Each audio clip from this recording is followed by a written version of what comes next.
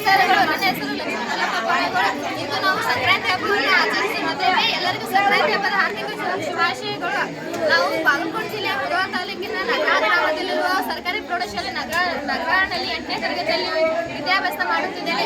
ಇವತ್ತು ಸಂಕ್ರಾಂತಿ ವಿಶೇಷವಾಗಿ ನಾವು ಸಿರಿಧಾನ್ಯಗಳ ಬಗ್ಗೆ ಪರಿಚಯ ಮಾಡಿಕೊಳ್ಳುತ್ತೇನೆ. ಮೊದಲನೇದಾಗಿ ನವಣೆ. ಈ ಧಾನ್ಯವನ್ನು ನವಣೆ ಎಂದು ಕರೆಯುತ್ತಾರೆ. ನವಣೆಯು ಒಂದು ಸತ್ವಯುಕ್ತ ಕಿರುಧಾನ್ಯ. ಇದು ಅಲ್ಪಾವಧಿ ಬೆಳೆ ಮತ್ತು ಉತ್ತಮ ಪೌಷ್ಟಿಕಾಂಶ ಮೌಲ್ಯವನ್ನು ಹೊಂದಿದೆ. ಸಹ ಈ ಧಾನ್ಯದ ಬಳಕೆ ಕಡಿಮೆ. ನವಣೆಯು ಉತ್ತಮ ಬೆಂಬಲ ಬೆಲೆಯಲ್ಲಿ ಎಂಬ ಭಾವನೆ ಸಾಮಾನ್ಯವಾಗಿ ನವಣೆಯಂತಹ ಕಿರುಧಾನ್ಯಗಳು ಅವಸಾನದ ಅಂಚಿನಲ್ಲಿವೆ. ಇವು ಸಜ್ಜೆಯ ನಂತರ ಪ್ರಮುಖ ಕಿರುಧಾನ್ಯಗಳಾಗಿವೆ. ನವಣೆಯ ಹಿಟ್ಟಿನಿಂದ ಇಡ್ಲಿ, ದೋಸೆಗೆ ಹಲವಾರು ಆಹಾರಗಳನ್ನು ತಯಾರಿಸುತ್ತೇವೆ. ನವಣೆಯ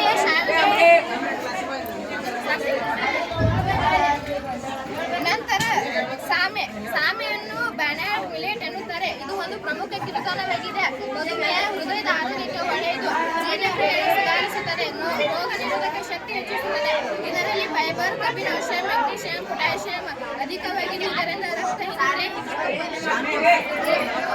ಸಿರಿಧಾನ್ಯಗಳು ಸಜ್ಜೆಯು ಬರಗಾಲ ಪ್ರದೇಶಗಳಲ್ಲಿ ಬೆಳೆಯುವ ಒಂದು ಮುಖ್ಯ ಕಿರುಧಾನ್ಯವಾಗಿದೆ. ಇದನ್ನು ಭಾರತ ಮತ್ತು ಆಫ್ರಿಕಾ ದೇಶಗಳಲ್ಲಿ ಬೆಳೆಯುತ್ತಾರೆ. ಇದು ಕಡಿಮೆ ನೀರು ಮತ್ತು ತಾಪಮಾನದಲ್ಲಿ ಬೆಳೆಯುವ ಬೆಳೆಯಾಗಿದೆ. ಸಜ್ಜೆಯನ್ನು ಉತ್ತರ ಕರ್ನಾಟಕದಲ್ಲಿ ಪ್ರಮುಖವಾಗಿ ಸಜ್ಜೆ ರೊಟ್ಟಿ, ಸಜ್ಜೆ ಕಡುಬು ತಯಾರಿಸುತ್ತಾರೆ. ಸಜ್ಜೆಯನ್ನು ಇತರೆ ಧಾನ್ಯಗಳೊಂದಿಗೆ ಸೇರಿಸಿ ಬಿಸ್ಕುಟ್, ದೋಸೆ, ಶಾವಿಗೆ, ಇಡ್ಲಿ ತಯಾರಿಸಲು ಬಳಸುತ್ತಾರೆ. ಸಜ್ಜೆ ಉಷ್ಣ ಪದಾರ್ಥಗಳಿರುವುದರಿಂದ ಚಳಿಗಾಲದಲ್ಲಿ ಹೆಚ್ಚು ಬಳಸಲಾಗುತ್ತದೆ.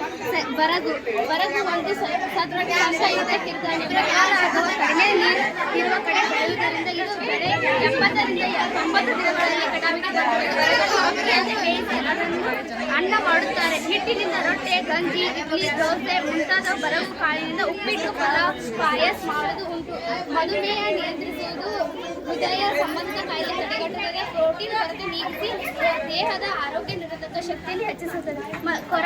ಕೊರಳೆಯು ಫೈಬರ್, ಪ್ರೋಟೀನ್ ಹಾಗೂ ಖನಿಜಾಂಶಗಳಿಂದ ಸಮೃದ್ಧವಾಗಿದೆ.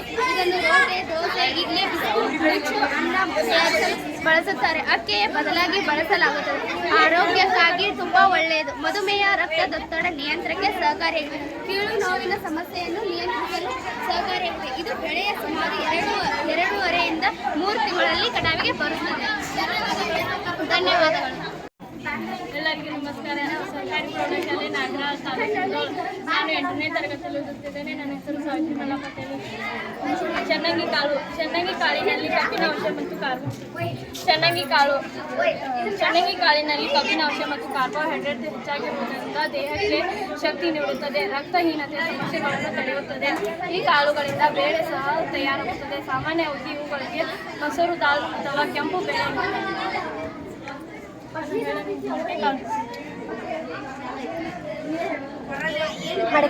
ಮಡಕೆಕಾಳು ಒಂದು ಬರ ನಿರೋಧಕ ದ್ವಿದಳ ಧಾನ್ಯ. ಹೆಚ್ಚಿನ ಪ್ರೋಟೀನ್, ಫೈಬರ್, ವಿಟಮಿನ್ಗಳು, ಖನಿಜಾಂಶಗಳನ್ನು ಒಳಗೊಂಡಿದೆ. ಇದು ಆರೋಗ್ಯಕ್ಕೆ ತುಂಬಾ ಉಪಯುಕ್ತವಾಗಿದೆ. ರೋಗ ನಿರೋಧಕ ಶಕ್ತಿ ಹೆಚ್ಚಿಸಲು, ಜ್ವರ ಕಡಿಮೆ ಮಾಡಲು, ಕೊಲೆಸ್ಟ್ರಾಲ್ ನಿಯಂತ್ರಿಸಲು, ಒತ್ತಡ ಮತ್ತು ಆತಂಕವನ್ನು ಕಡಿಮೆ ಮಾಡಲು ಸಹಾಯಕವಾಗಿದೆ. ವಿಶೇಷವಾಗಿ ಉತ್ತರ ಕರ್ನಾಟಕ ಹಾಗೂ ಮಹಾರಾಷ್ಟ್ರಗಳಲ್ಲಿ ಜನಪ್ರಿಯವಾಗಿದೆ. ಇದನ್ನು ಮೊಳಕೆ ಕಾಳಿನ ಪಲ್ಯ, ಉಸುಳಿ, ಸಾಂಬಾರ್ ಹಾಗೂ ನಮಕೀನ ತಯಾರಿಸಲು ಬಳಸುತ್ತಾರೆ. ಮಹಾರಾಷ್ಟ್ರದಲ್ಲಿ ಉಸುಳು ಪಾವ್ ಎಂಬ ಜನಪ್ರಿಯ ಧಾನ್ಯ ತಯಾರಿಸುತ್ತಾರೆ. ಹೆಸರುಕಾಳು ಆರೋಗ್ಯಕ್ಕೆ ಹೆಸರುಕಾಳು, ಅದರಲ್ಲಿಯೂ ಮೊಳಕೆ ಕಟ್ಟಿದ ಹೆಸರುಕಾಳು ಉತ್ತಮ. ದೇಹಕ್ಕೆ ಪೋಷಕಾಂಶ ಒದಗಿಸುತ್ತದೆ. ದೇಹದ ತೂಕ ನಿಯಂತ್ರಿಸುತ್ತದೆ. ಹೆಸರುಕಾಳಿನಿಂದ ಉಸಳಿಕಾಳು ಪಲ್ಯ, ಪೆರೆದು ದೋಸೆ, ಹೆಸರುಕಾಳನ ಹೂರಣದ ಕಡುಬುಗಳನ್ನು ಮುಂತಾದವನ್ನು ತಯಾರಿಸುತ್ತಾರೆ. ಬೇಳೆ ರೂಪದಲ್ಲಿ ಹೆಚ್ಚಾಗಿ ಬಳಸುತ್ತಾರೆ. ಹೆಸರು ಬೇಳೆ ಪಾಯಸ ದೇಹಕ್ಕೆ ತಂಪು ನೀಡುತ್ತದೆ.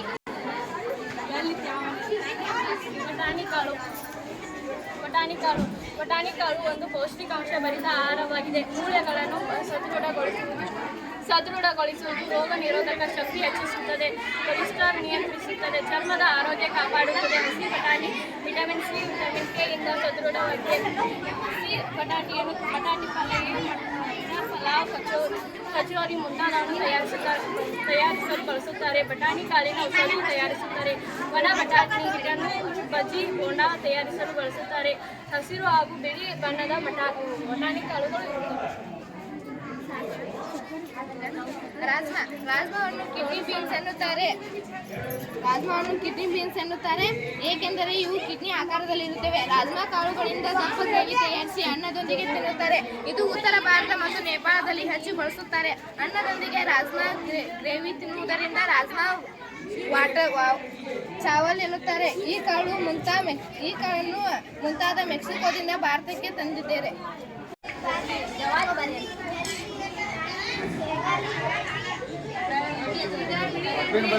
ಜೋಳ ದಂಟ ಜೋಳ ದಂಟ ಬೇಕಾಗಿದ್ರೆ ಬರೀಕಿಲ್ಲ.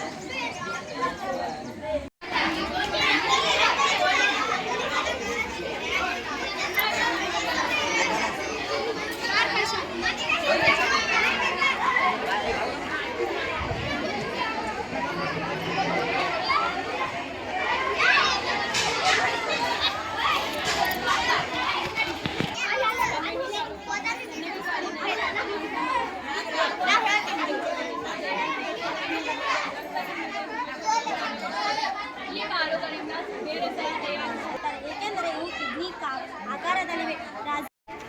ಕಚ್ಚಡ ಮಾಡೋದು ಮತ್ತು ಹೋಳಿಗೆ ಮಾಡೋದು ಮಾಡ್ತಾರೆ. ಇದು ಚೆನ್ನಾಗಿ ಬೇಳೆ ಹಾಕಿದ್ರು ಸಾರು ಮಾಡೋದು ಪಲ್ಯ ಮಾಡೋದು.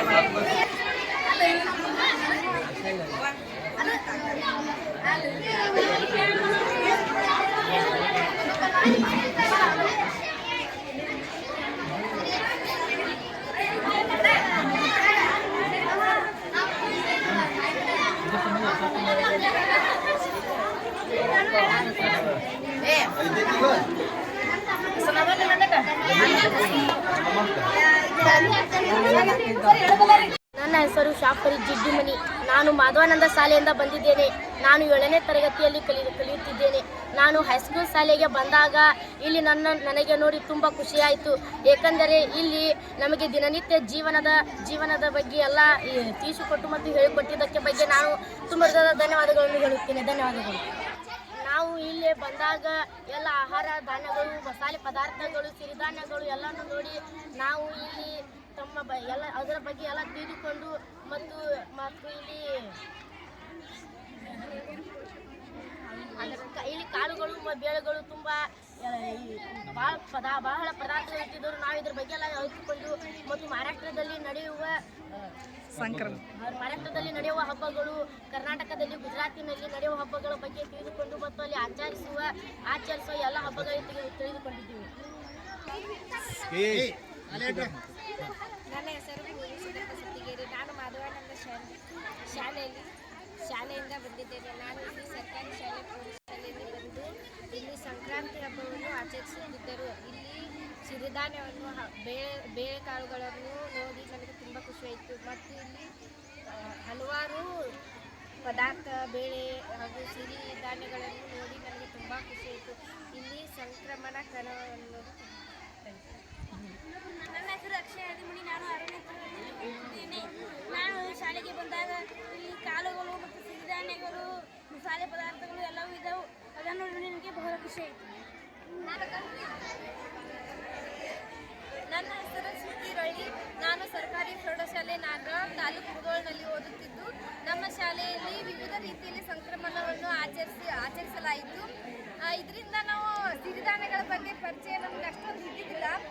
ಇದರಿಂದ ನಾವು ತಿಳ್ಕೊಂಡ್ವಿ. ಮತ್ತು ಬೇರೆ ಬೇರೆ ರಾಜ್ಯಗಳಲ್ಲಿ, ಮಹಾರಾಷ್ಟ್ರ, ಗುಜರಾತ್, ಬೇರೆ ಬೇರೆ ರಾಜ್ಯಗಳಲ್ಲಿ ಸಂಕ್ರಮಣವನ್ನು ಯಾವ ರೀತಿ ಆಚರಣೆ ಮಾಡ್ತಾರೆ ಅಂತೇಳಿ ನಾವು ನಮ್ಮ ಶಾಲೆಯಲ್ಲೇ ಈ ರೀತಿ ಮಾಡೋದ್ರಿಂದ ನಾವು ತಿಳ್ಕೊಂಡ್ವಿ.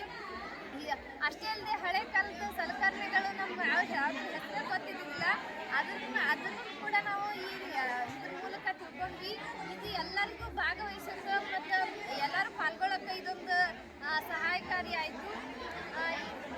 ವಿವಿಧ ರೀತಿಯಲ್ಲಿ ನಾವು ಹೆಚ್ಚಿನ ಮಾಹಿತಿ ನಮಗೆ ಗೊತ್ತಿಲ್ಲದಂತಹ ವಿಷಯಗಳನ್ನು ತಿಳ್ಕೊಂಡಿವಿ ಅಂತ ಹೇಳ್ತಾ ನನ್ನ ಮಾತು. ಕೀರ್ತಿ ಉಸ್ಮಾನಿ. ನಾನು ಸರ್ಕಾರಿ ಪ್ರೌಢಶಾಲೆ ನಾಗರ ತಾಲೂಕು ಮುಧೋಳದಲ್ಲಿ 10ನೇ ತರಗತಿಯಲ್ಲಿ ಓದುತ್ತಿದ್ದು ಇಂದು ನಮ್ಮ ಶಾಲೆಯಲ್ಲಿ ಸಂಕ್ರಮಣವನ್ನು ವಿವಿಧ ವಿಜೃಂಭಣೆಯಿಂದ ಆಚರಿಸಿದ್ದೆವು. ವಿವಿಧ ಸಲಕರಣೆಗಳನ್ನು ನಮಗೆ ಯಾವುದೇ ಪರಿಚಯವಿರಲಿಲ್ಲ. ಈ ಸಂಕ್ರಮಣದಿಂದ ಪ್ರತಿಯೊಂದು ರಾಜ್ಯದಲ್ಲಿ ಸಂಕ್ರಮಣವನ್ನು ಯಾವ ರೀತಿ ಆಚರಿಸುತ್ತಿದ್ದಾರೆ ಎಂಬ ಅರಿವು ನಮಗೆ ಇತ್ತು. ಪ್ರತಿಯೊಂದು ರಾಜ್ಯದಲ್ಲಿ ಅದರ ಮಾಹಿತಿ ಹೇಗೆ ಆಚರಿಸುತ್ತಾರೆ ಎಂಬ ಮಾಹಿತಿ ಸುಧಾ ನಮಗೆ ಬರುತ್ತದೆ. ಇದು ಎಲ್ಲ ನಮ್ಮ ಶಾಲೆಯಲ್ಲಿ ಎಲ್ಲ ವಿದ್ಯಾರ್ಥಿಗಳಿಂದ ನಮ್ಮ ಶಾಲೆಯ ಶಿಕ್ಷಕರು ಮಾಡಿಸಿದ್ದ ಒಂದು ಹಬ್ಬದ ವಾತಾವರಣ ಸೃಷ್ಟಿಯಾಯಿತು ನಮ್ಮ ಶಾಲೆಯಲ್ಲಿ. ಇದರಿಂದ ಒಳ್ಳೆಯ ಸಲಕರಣೆ ಅದು ಯಾವ ರೀತಿ ಉಪಯೋಗ, ಅದರದ್ದು ಏನು ಕೆಲಸ ಅನ್ನೋದು ನಮ್ಮ ಸಂಕ್ರಮಣ ವಿಷಯದ ಬಗ್ಗೆ ನಮಗೂ ಹೆಚ್ಚಿನ ಅರಿವು ಉಂಟಾಯಿತು. ಎಷ್ಟು ಹೇಳಿ ನಾನು ಸರ್ಕಾರಿ ಪ್ರೌಢಶಾಲೆ ಸಿದ್ಧಗೇರುಗಳು. ನನ್ನ ಹೆಸರು ಸಿದ್ಧಗೇರುಗಳು. ಇಂದು ನಮ್ಮ ಶಾಲೆಯಲ್ಲಿ ಸಂಕ್ರಾಂತಿ ಕಾರ್ಯಕ್ರಮವನ್ನು ಅಚ್ಚುಕಟ್ಟಾಗಿ ನೆರವೇರಿಸಿಕೊಟ್ಟಿದ್ದಾರೆ. ಅಲ್ಲಿ ವಿವಿಧ ಬಗೆಯ ಧಾನ್ಯಗಳು ಮತ್ತು ವಿವಿಧ ಪ್ರದೇಶಗಳಲ್ಲಿ ಬೆಳೆದಿರ್ತಕ್ಕಂಥ ಎಲ್ಲ ತರಕಾರಿಗಳನ್ನು ಅಚ್ಚುಕಟ್ಟಾಗಿ ಇಲ್ಲಿ ಇರಿಸಿದ್ದಾರೆ. ಅದನ್ನು ನೋಡಿ ನಮಗೆ ತುಂಬ ಸಂತೋಷವಾಯಿತು.